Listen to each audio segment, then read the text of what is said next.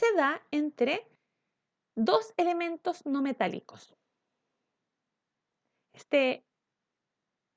Son en general elementos del lado derecho de la tabla periódica, más el hidrógeno. El hidrógeno, voy a volver un poquito para atrás. Acá, el hidrógeno era el único, y por eso está separado, que no es metal, sino que es un no metal, como si lo tuviésemos que ubicar acá, por propiedades metálicas. ¿Qué características tienen? A diferencia de los iónicos, que nosotros vimos que los iónicos tenían como todo temperaturas de fusión alta, temperaturas de ebullición alta, conducían la corriente. Bueno, aquí lo contrario. Tenemos bajos puntos de ebullición y fusión. No tenemos una tendencia de si son sólidos, líquidos, gaseosos. A temperatura ambiente varía mucho. Y no conducen ni la corriente ni el calor. Se consideran aislantes. Tenemos tres tipos de covalente, ¿sí? Por eso yo dejé solamente los covalentes para una clase, porque son tres tipos. Tenemos el covalente apolar, el polar y el coordinado o dativo, que también se llama. A mí me gusta más el coordinado. Lo suelo usar más. Bueno, el apolar, su diferencia de electronegatividades, no sé por qué no se me vio el 0,4. Es 0,4 aquí, ¿ya? Lo voy a arreglar después. Lo voy a rayar, sí. 0,4. Ahí está. Su diferencia de electronegatividades son menores a 0,4. Es muy difícil encontrar enlaces 0,3, 0,2. En general son 0, ¿sí? ¿Por qué? ¿Por qué son 0? Porque el apolar, como dice su palabra, A significa sin. Polar, sin un polo. Polar hace referencia a polo, entonces queda sin polos. No voy a tener un átomo más electronegativo que el otro, para que uno atraiga más los electrones que el otro. Recordemos un poquito, la electronegatividad es la capacidad que tiene un átomo de atraer hacia sí los electrones cuando forman un enlace, ¿sí? Entonces, si yo tengo dos átomos que tienen una diferencia de electronegatividad considerable, uno se va a quedar más con los electrones que el otro. Uno va a tironear más, uno va a tener más fuerza, como si estuviesen tirando la cuerda, como que va a haber un grupo que va a ganar, o sea, no va a ganar, pero va a estar ganando, va a estar tironeando más la cuerda hacia su lado. Ese es el átomo más electronegativo. Y como tironea los electrones más hacia su lado, la carga negativa se concentra en un lado. En cambio, el otro lado queda más positivo y ahí me genera un polo negativo y positivo. En cambio, los apolares, que están sin polo, no hay un átomo considerablemente más electronegativo que el otro.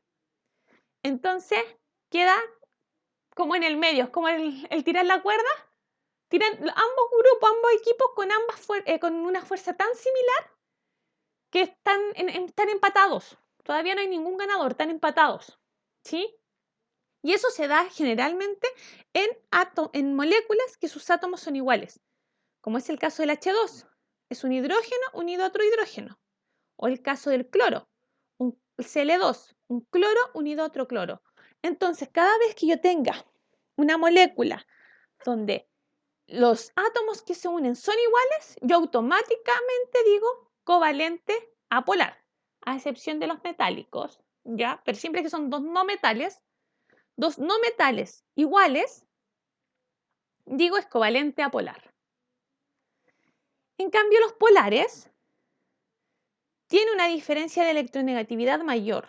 Está entre 0,4 y 1,7 esa diferencia de electronegatividad. Aquí sí, de hecho se ve aquí, el tirar la cuerda. Se ve perfectamente. El cloro, que es más electronegativo que el hidrógeno, tira los electrones con más fuerza hacia él. Por lo tanto, genera aquí el polo negativo, porque los electrones que son negativos están más cargados a este lado. Y el hidrógeno, como está perdiendo un electrón que es negativo, se hace positivo. Entonces me queda un polo positivo. Y eso me genera un polo, como si fuesen imanes, y son considerados con ese nombre, polares. Todos aquellos átomos que son, perdón, aquellos compuestos donde hay un enlace hidrógeno unido a otro no metal, a otro, no al mismo, porque si es al mismo, es una polar. Un hidrógeno unido a otro no metal va a ser siempre polar, ¿ya? Y la otra forma es que son no metales distintos, ¿ya? Puede ser un carbono unido a un bromo. Cada vez que yo tenga dos no metales y son distintos, yo digo automáticamente que son polares. Y finalmente tenemos el enlace coordinado o dativo, en donde lo que ocurre es que los dos electrones, esto es un poco más complejo, y esto uno en general lo ve como bien por encima, ¿ya? Porque no es un enlace muy común ni muy usado, ¿sí? ¿Qué ocurre? Uno de los átomos involucrados en el enlace aporta los dos electrones. Cuando quedan como con estos excesos de electrones de repente, como este caso acá, le aporta los dos electrones el nitrógeno al oxígeno. Porque aquí estoy formando octeto, este oxígeno forma el octeto. Si yo me pongo acá en este caso el nitrógeno como está, tendría 2, 4, 6, 8. 2, 4, 6, 8, ¿cierto? Entonces aquí también lo tenemos formando el octeto. Pero ¿qué ocurre? El oxígeno acá me queda 2, 4, 6. Le están faltando. Entonces lo que hace finalmente el nitrógeno es donárselos, regalárselos para que también forme su octeto. No se comparten, aquí se regalan. Es un poco complejo este enlace como de entenderlo. ¿Cómo puedo reconocer yo que estoy frente a una molécula que posee un enlace coordinado dativo? Primero, esto no está escrito, así que por favor, chicos, anótenlo, ¿sí? Primero, son moléculas que tienen, en la gran mayoría, 3 átomos diferentes. Moléculas neutras que no tienen carga. 3 átomos diferentes, como este caso que tengo hidrógeno, nitrógeno y oxígeno. Son moléculas que en total suman más de 4 o 5 átomos totales. Tengo 3 oxígenos más un nitrógeno más un hidrógeno. Tengo 5, ¿ya? De 4 o 5 yo ya estoy hablando de un enlace coordinado o dativo. Y también moléculas más pequeñas, pero que tienen carga, ya sean cationes o sean aniones. ¿Sí? Pero que sean dos átomos distintos, una molécula con carga, no un anión solito, no un Cl-, sino que un NH4+. Ahí yo puedo decir es coordinado dativo. Se considera así también, como aparece acá, que el enlace es polar, porque se dan entre dos átomos distintos, en este caso entre el nitrógeno y el oxígeno. Entonces obviamente me va a generar un polo. Uno va a ser más electronegativo que el otro, pero cuando tengo moléculas grandes va a estar presente este enlace. Ahora, trabajan ustedes. Similar a la clase pasada, de hecho puede que se repitan algunos de los compuestos.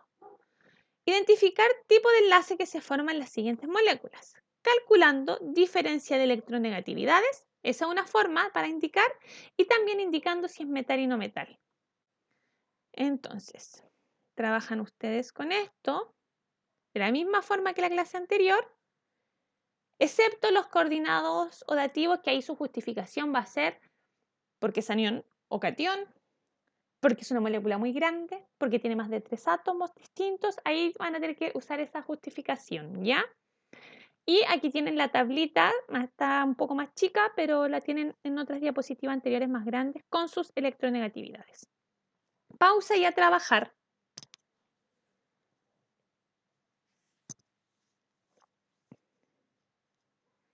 Bueno, chicos y chicas, espero que haya resultado bien este ejercicio, que no hayan tenido mayores complicaciones. ¿Ya? Aquí tienen las respuestas para cada uno de ellos. Pueden comparar y cualquier duda me consultan. Aquí no les puse la justificación ni nada, solamente a qué tipo de enlace tienen que llegar, pero ahí ustedes vayan viendo la justificación. Y bueno, ya para cerrar tanto la clase como lo que es el enlace en sí, nosotros trabajamos con, bueno, para hablar de enlace, trabajamos con los electrones de valencia, que son los electrones de la última capa o la capa más externa. Y siempre tratamos de llegar al octeto. Parecernos estos gases perfectos, ¿por qué? Porque le dan obviamente estabilidad a la molécula. Y eso me origina el enlace químico. Y tenemos los tres tipos que aparecen acá. El iónico, que es por transferencia de electrones. El covalente es porque se comparten los electrones. Y el metálico es por esta deslocalización que hablamos, este movimiento de electrones constante. Están como locos los electrones, entonces de repente, ¡pum!, los metales se encuentran estos electrones y se enlazaron. Y lo otro, que no lo mencionamos durante las clases, pero que es muy importante, que si yo tengo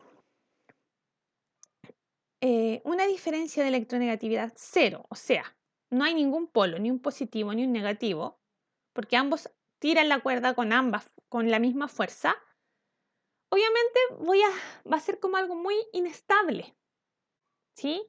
Va a ser un enlace con poca fuerza, porque no hay alguien que atraiga con más fuerza que otro. Pensemos en el caso de los imanes. En los imanes yo necesito un polo positivo y un polo negativo para que se atraigan. Si no tengo polos, no voy a atraer nada. En cambio, el enlace covalente polar, que sí tiene polos, aquí aparecen como con tamaño, los cloros, los verdes son los negativos y el resto es positivo, va a generar una atracción. Voy a tener a alguien negativo atrayendo a alguien positivo. Y eso me genera un enlace un poco más fuerte. El iónico también se da esto de que genera los polos. Pero como hay alguien que entrega completamente sus electrones, no necesita compartirlos, los entrega completamente, a alguien que sí los quiere con todas sus fuerzas, la atracción es mucho mayor. Por eso, el enlace covalente apolar es el más débil y el enlace iónico es el más fuerte. Con esto quería cerrar. ¿Sí? Chicos, chicas, un abrazo. Espero que sigan cuidándose junto a sus familias. Y aquí les dejaré el link del video de la clase de hoy. Un abrazo. Cuídense mucho.